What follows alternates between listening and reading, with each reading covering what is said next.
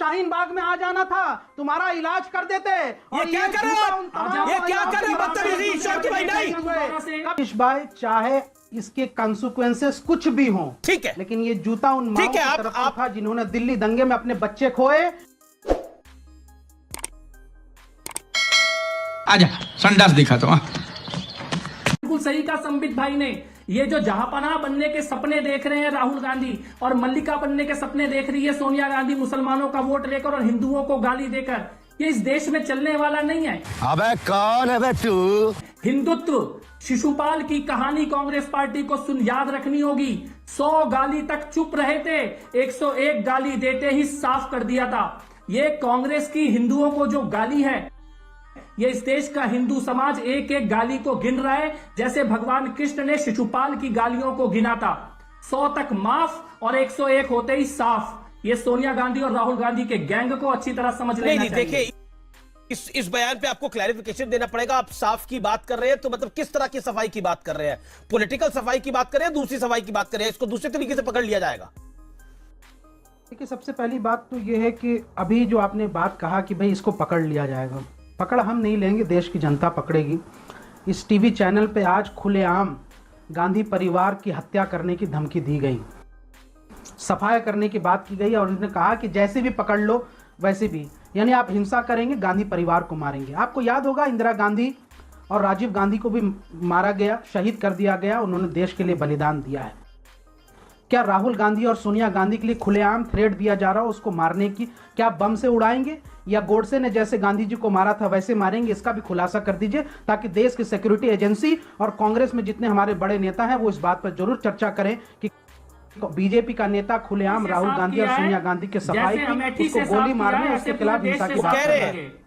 वो कह रहे हैं जैसे अमेठी से साफ किया वैसे देश से साफ हो जाएगी, पॉलिटिकल साफ करने की बात कर रहे हैं। ऐसे पूरे देश से साफ करेंगे। वो अब सफाई देने की जरूरत नहीं है, जो आपने कहना था आपने कह दिया, अब इसको संज्ञान में लिया जाएगा। मेरा मुंह से निकल गई, मेरी जबान टूट गई, हाथ क्या कर रहा है? देखिए, अभी जो ये कपिल मिश्रा साहब जो कपिल मिश्रा ने जो बातें कही, ये कौन है? ये वही कपिल मिश्रा है जिसने प्रधानमंत्री मोदी जी की पत्नी को, जशोदा बेन को अपशब्द कहा, जिसने प्रधानमंत्री जी को चोर कहा था, जिसने ये कहा था कि प्रधानमंत्री मोदी जी देश भर में दंगे करवाने का काम करते हैं। मैं वो सारे वीडियो, वो सारे सबूत अभी ट्वीट कर रहा हूं और दिखा दूंगा इनका वो ट्विटर जिसमें उन्होंने प्रधानमंत्री मोदी जी की पत्नी को अपशब्द कहा था। मुझे लगता है कि विषयांतर, अगर आपको विषयांतर करने का मूड है तो अलग बात है। उसके बाद भी हिंदुत्व को गाली देने की छूट नहीं मिलेगी। किसी गलतफहमी में मत रहना कि उसके बाद हिंदुत्व को गाली देने की छूट मिल जाएगी। अरे छोड़ो, ये दुकान बंद हो चुकी है। तुम्हारे यहाँ से औकात हमने देख ली है और तुम्हारे नहीं औकात चलने हमने वाली देख ली है। ये याद रखना कि ये हिंदुओं को गाली देने वालों की दुकान बंद हो चुकी है। इस बात को अच्छी तरह याद रखना। का जितना बड़ा नुकसान किया वो सुन लो। जाफराबाद में चंद औरतों के सामने यहाँ से दादागिरी करने वाले, अपनी औकात थी तो शाहीन बाग में आ जाना था, तुम्हारा इलाज कर देते। ये क्या कर रहे हो? ये क्या कर रहे हो? बदतमीजी शौकी भाई नहीं।